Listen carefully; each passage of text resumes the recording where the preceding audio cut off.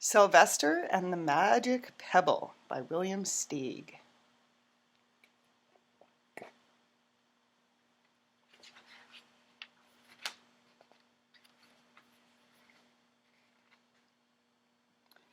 Sylvester Duncan lived with his mother and father at Acorn Road in Oatsdale. One of his hobbies was collecting pebbles of unusual shape and color. On a rainy Saturday during vacation, he found quite an extraordinary one. It was flaming red, shiny, and perfectly round like a marble. As he was studying this remarkable pebble, he began to shiver, probably from excitement, and the rain felt cold on his back. "I wish it would stop raining," he said. To his great surprise, the rain stopped. It didn't stop gradually as rains usually do. It ceased. The drops vanished on the way down, the clouds disappeared, everything was dry, and the sun was shining as if the rain had never even existed. In all his young life, Sylvester had never had a wish gratified so quickly. It struck him that magic must be at work, and he guessed that the magic must be in the remarkable-looking red pebble, where indeed it was. To make a test, he put the pebble on the ground and he said, "I wish it would rain again." Nothing happened. But when he said the same thing holding the pebble in his hoof, the sky turned black, there was lightning, a clap of thunder, and the rain came shooting down. "What a lucky day this is," thought Sylvester. "From now on, I can have anything I want. My father and mother can have anything they want. My relatives, my friends, and anybody at all can have everything anybody wants." He wished the sunshine back in the sky, and he wished a wart on his left hind fetlock would disappear, and it did. And he started home, eager to amaze his father and mother with his magic pebble. He could hardly wait to see their faces. They wouldn't even believe him at first.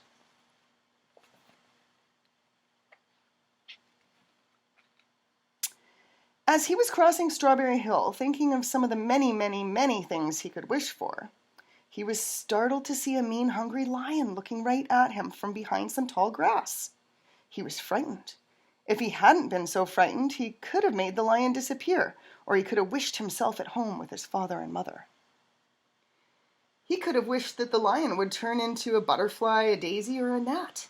He could have wished many things, but he panicked and he couldn't think very carefully.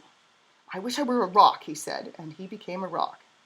The lion came bounding over, sniffed the rock 100 times, walked around and around it, and went away confused, perplexed, puzzled, and bewildered. "I saw that little donkey as clear as day. Maybe I'm going crazy," he muttered. And there was Sylvester, a rock on Strawberry Hill with the magic pebble lying right beside him on the ground, and he was unable to pick it up. "Oh, how I wish I was myself again," he thought, but nothing happened. He had to be touching the pebble to make the magic work, but there was nothing he could do about it. His thoughts began to race like mad. He was scared and worried. Being helpless, he felt hopeless. He imagined all of the possibilities, and eventually he realized that his only chance of becoming himself again was for someone to find the red pebble and wish that the rock next to it would turn into a donkey. Someone would surely find that red pebble. It was so bright and shiny. But what on earth would make them wish that a rock were a donkey? The chance was 1 in a billion at best. Sylvester fell asleep. What else could he do? Night came with many stars. Meanwhile, back at home, Mr. and Mrs. Duncan paced the floor, frantic with worry. Sylvester had never come home later than dinner time. Where could he be? They stayed up all night, wondering what had happened, and expecting that Sylvester would surely turn up by morning, but he didn't. Of course, Mrs. Duncan cried a lot, and Mr. Duncan did his best to soothe her. Both longed to have their dear son back with them. "I will never scold Sylvester again as long as I live," said Mrs. Duncan, "no matter what he does." At dawn, they went about inquiring of all of their neighbors. They talked to all the children, the puppies, the kittens, the colts, the piglets. No one had seen Sylvester since the day before yesterday. They went to the police. The police could not find their child. All the dogs in Oatsdale went searching for him. They sniffed behind every rock and tree and every blade of grass, into every nook and gully of the neighborhood and beyond, but found not one scent of him. They sniffed the rock on Strawberry Hill, but it smelled like a rock. It did not smell like Sylvester.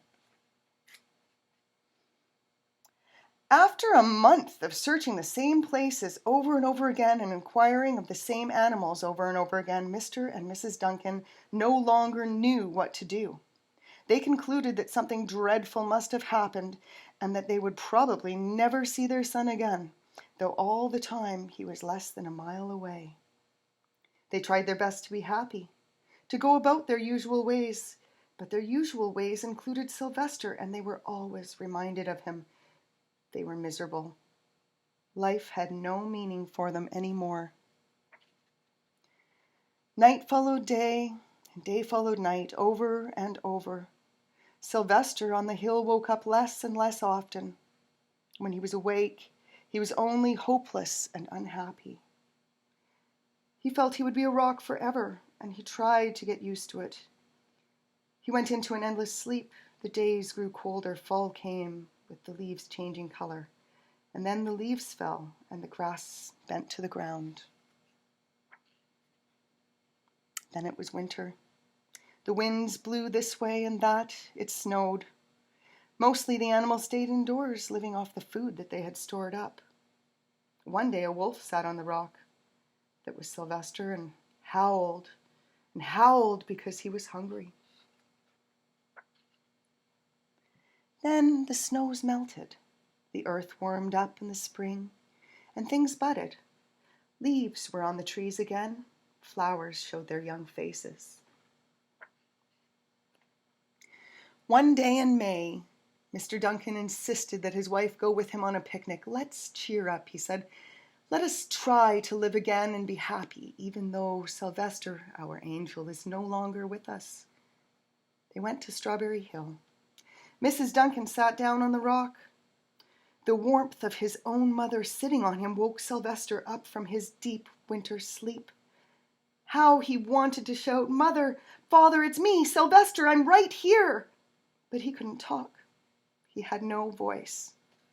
He was stone dumb. Mr. Duncan walked aimlessly about while Mrs. Duncan set out the picnic food on the rock: alfalfa sandwiches, pickled oats, sassafras salad, Timothy compote. Suddenly, Mr. Duncan saw the red pebble. "What a fantastic pebble!" he exclaimed. Sylvester would have loved it for his collection. He put the pebble on the rock. They sat down to eat, and Sylvester was now as wide awake as a donkey that was a rock could possibly be. Mrs. Duncan felt some mysterious excitement. "You know, Father," she said suddenly, "I have the strangest feeling that our dear Sylvester is still alive and not far away." I am, Sylvester wanted to shout, but he couldn't. If only he had realized that the pebble resting on his back was the magic pebble.